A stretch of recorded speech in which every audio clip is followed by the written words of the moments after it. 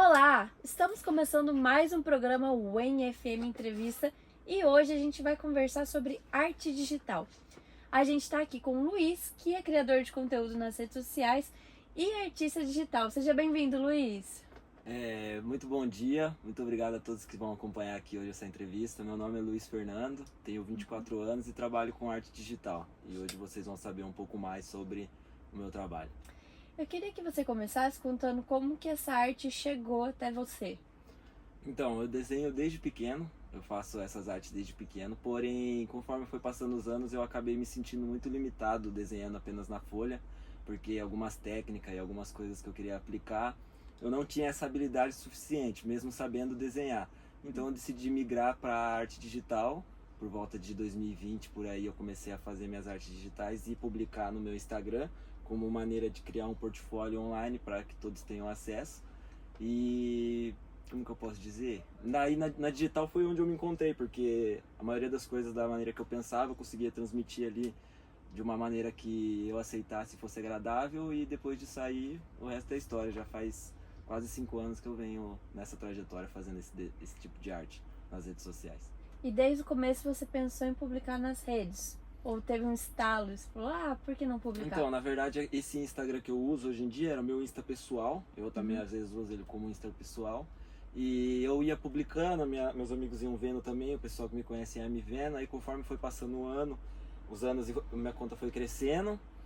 Eu abri mão de ficar publicando coisas somente da minha vida e comecei a mostrar o processo de criação artística, como que eu fazia para elaborar as ideias.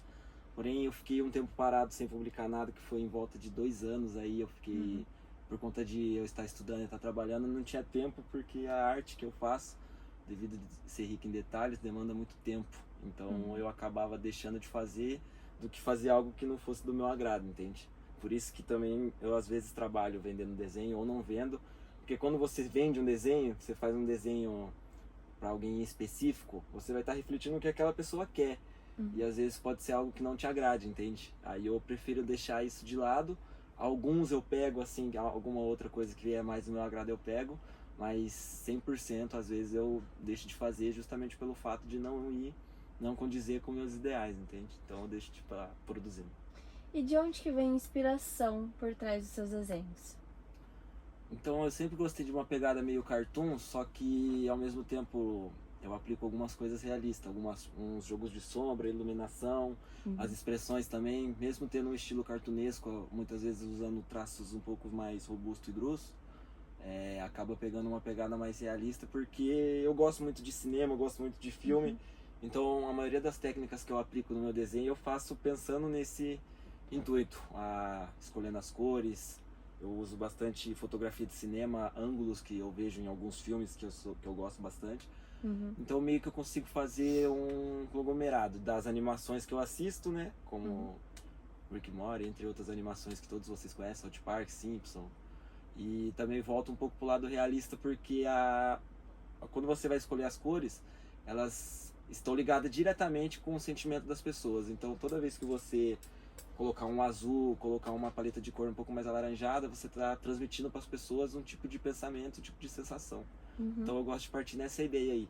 Tudo que você vê ali na tela, quando você observar algum desenho da minha autoria, ela tem algum sentido. Ela foi colocada ali, pensada propositalmente, não é nada por acaso, entende? Tipo, não foi porque não, foi pensado para justamente você notar aquilo dali e a partir daquilo você tira suas próprias conclusões aí. Quanto tempo mais ou menos você passa fazendo cada desenho? No começo, eu usava um notebook bem ralézinho assim para fazer. Nem era Photoshop, eu usava um software paralelo ao Photoshop que tinha as mesmas funções, porém era gigas e gigas mais leve que o Photoshop.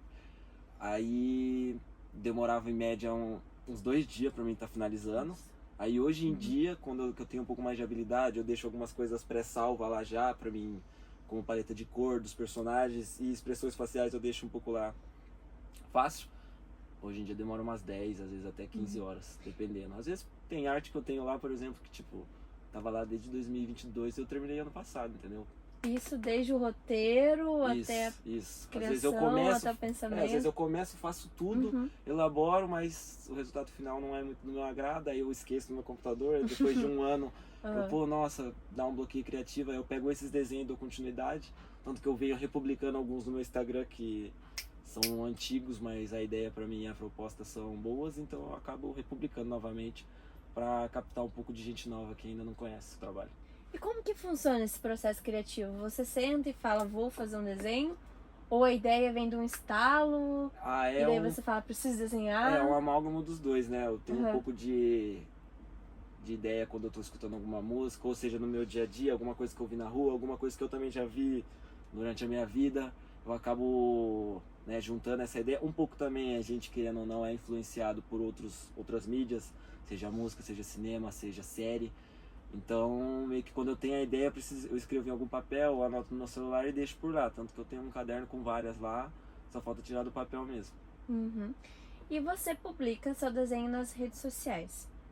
Pra você, essas plataformas, elas agregam ou atrapalham no processo criativo de um artista? Então, eu tive duas experiências em relação a redes sociais, e são duas redes distintas e ao mesmo tempo parecida, porque é um método de negócio a rede social. Hoje em dia, quem não faz o mesmo que as outras acaba ficando defasado e some. Como o Snapchat sumiu, o Facebook hoje em dia não tem a mesma expressividade que teve há alguns anos atrás. E as duas experiências que eu tive foi no Instagram e no TikTok, né, que é uma rede que tem um pouco mais de jovens, porém também tem bastante gente de uma faixa etária mais madura. E são experiências diferentes, porque no Instagram, quando eu publicava, eu tinha um alcance que era, como que eu posso dizer, meio que não saía da bolha. As pessoas que vinham no meu Instagram eram as pessoas que compartilhavam a mesma linha de raciocínio que eu. Já no TikTok, nessa última conta que eu tive, que a propósito foi banida, né? Não sei ainda os motivos, mas ela tá banida permanentemente. Em menos de um mês, assim, eu alcancei uma visibilidade que eu não esperava, que tivesse bastante visualização nesses desenhos, justamente pelo fato de eu não publicar vídeo, muito menos também publicar vídeo meu falando ou algo específico assim. Eu publico somente as imagens ou uma legenda, boto algum dado referente àquele acontecido do desenho e apenas isso. E no TikTok, como é uma visibilidade maior, acabou furando a bolha e atraiu outro tipo de pessoas que, tipo, têm opiniões divergentes das minhas, né? Ou opiniões de interpretação também do desenho diferente das que eu queria abordar, por exemplo. A pessoa entende uma coisa, a outra entende uma coisa. E eu acho bem interessante assim. No Instagram são só pessoas que têm a mesma ideia que eu. Então, dificilmente vai ter questionamento. Vai ser, elas vão concordar e o máximo vai levantar um ponto que elas acham intrigante ou interessante. Agora lá no TikTok não, todo tipo de comentário teve. Teve publicação que teve 11 mil comentários. Metade me xingando, um terço falando bem, outro falando não sei o que. E por aí vai, muito... Fora os que eu não... que tem como aprovar. Quando um comentário é um pouco ofensivo, você tem que... Fora esses que eu não aprovava, que geralmente era gerando ataques. Mas nada que me incomodasse no ponto de, eu vou tirar os comentários. Não, quer comentar, comenta. A gente tá aí, cada um vai deixar a sua opinião.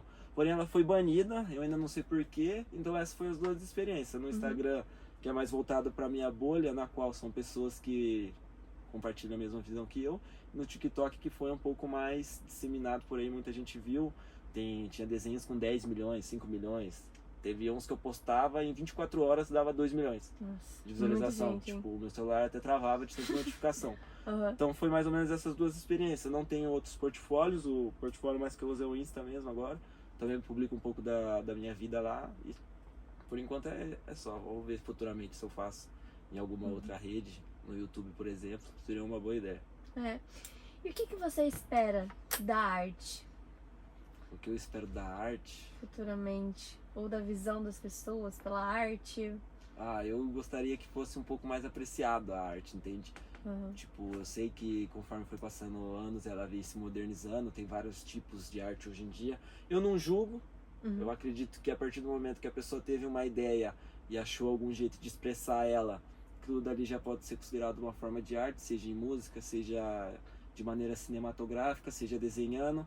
De qualquer forma, é uma arte, vale da pessoa interpretar aquilo. Eu acredito que no Brasil a gente tem um pouco de dificuldade para disseminar essas artes, seja musicalmente, muitas pessoas têm preconceito com as nossas músicas, muitas pessoas também não gostam de materiais cinematográficos que são feitos no Brasil, porém a gente tem uma série de bons filmes que não são só bem vistos aqui no Brasil, mas são bem vistos no mundo inteiro. Premiadíssimo, seja né? Tropa de Elite, Cidade de Deus. Recentemente eu assisti um com a minha namorada que é muito bom, Pichote. Sim. Esse eu acho que é de 1980. Sim, Pra mim, hoje em dia, quando se trata de realidade da população menos desfavorecida e da população mais oprimida, esses filmes como Pichote, Cidade de Deus, dentre outros, passam exatamente aquela sensação que o filme se propõe.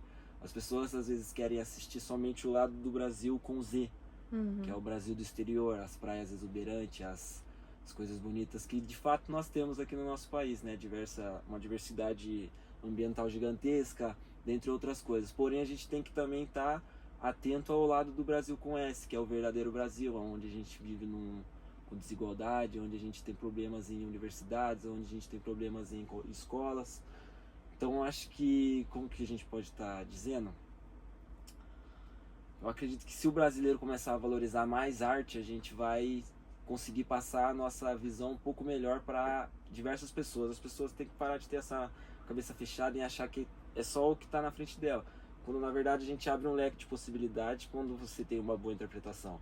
É isso que falta hoje em dia, o pessoal só tem que ter uma boa interpretação, seja para ler um texto, seja para observar uma arte, seja para ver um filme, qualquer coisa, a pessoa só tem que ter um pouco mais de interpretação. Eu espero que conforme os anos vão se passando, a gente acabe valorizando mais, principalmente os artistas de território nacional, porque eu vejo muita gente torcer para um fulaninho lá do exterior, enquanto tem um amigo ou um familiar que faz música, ou um amigo que faz não sei o que, e não dá o devido valor para aquela pessoa que está do seu lado, mas acaba exaltando uma pessoa que não agrega na cultura do seu país, entende? E por aí vai. Eu espero que a tendência é as coisas melhores, mas a gente espera sempre o melhor, né? E para quem quiser acompanhar mais sobre o seu trabalho, pode seguir lá no Instagram, @Brasilian44. O TikTok não tem mais, outras redes sociais não tem mais. Vai criar de novo?